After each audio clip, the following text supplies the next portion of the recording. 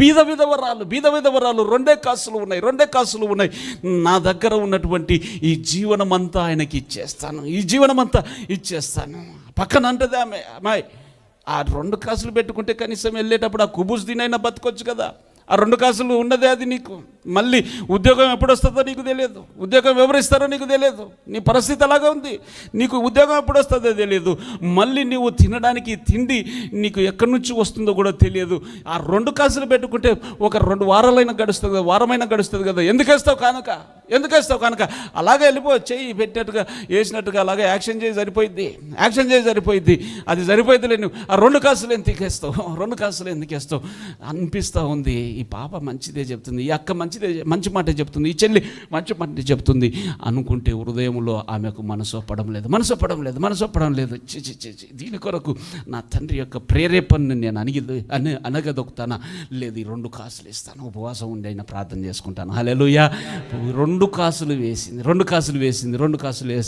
వేసింది, వెళ్ళిపోయింది. ఆమె చెప్పినట్టుగానే ఆ చేయి అలాగే కిందికి పెట్టి వేసేసింది. అక్కడ ఉన్నటువంటి యాషో మెస్సయ్య చూశాడు. ఆయనకు మరుగైనది ఏమైనా ఉన్నదా? అందరిని పిలిపించి ఇక్కడ కానుక ఎవరు ఎక్కువ వేశారో తెలుసా?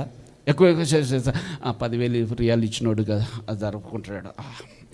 10,000 ఇచ్చినోడు సర్దుకుంటున్నాడు. ఇక నా పేరు పిలుస్తాడు. ఇంకొక 9,000 ఇచ్చినాడు, ఎవరెవరేమి ఇచ్చినారో తెలియదు కదా, ఇది సర్దుకుంటా ఉన్నాడు.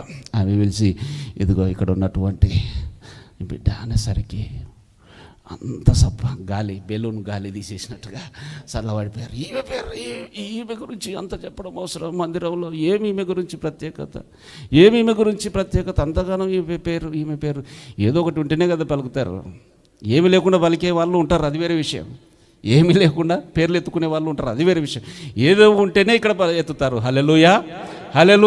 ఏమి లేకుండా ఇక్కడ మాత్రం ఎవరి పేర్లు ఎత్తేది పని ఉండదు. హల్లెలూయా. పేర్లు పలికించి ఉండదు అది. హల్లెలూయా. ఆమేన్. ఏదో ఒకటి ఉంటే కదా ఎత్తేది.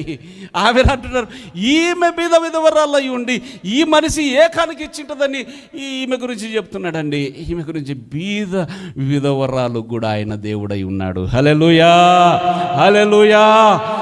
విధవరాలు స్థితిలో నువ్వు ఉన్నప్పటికీ నువ్వు ధైర్యం తెచ్చుకో. నీ యొక్క సాక్ష్యము ఆయన గ్రంథపు చుట్టలో ఉండబోతుంది. గత వారం ధ్యానించిన రీతిగా నీ గురించి కొంతమంది మాట్లాడుకుంటున్నారు. హల్లెలూయా. నీవు చేసినటువంటి త్యాగంను బట్టి కొంతమంది ప్రార్థిస్తూ ఉన్నారు, కృతజ్ఞతాస్తుతులు చెల్లిస్తూ ఉన్నారు, నిన్ను బట్టి సంతోషిస్తూ ఉన్నారు. నిన్ను ఇక్కడ తిట్టే వాళ్ళు అధికంగా ఉండవచ్చు, దూషించే వాళ్ళు అధికంగా ఉండవచ్చు, నిందించేటువంటి వాళ్ళు అధికంగా ఉండవచ్చు, కానీ ఆయన కనుదృష్టికి ఏది కూడా మరుగైలేదు. హల్లెలూయా. నువ్వు ఇచ్చేటువంటి కానుక, నువ్వు చేసేటువంటి ప్రార్థన, నువ్వు చేసేటువంటి క్రియలు, నువ్వు చేసేటువంటి పరిచర్య అంతా కూడా ఆయన చూస్తూనే ఉన్నాడు. హల్లెలూయా.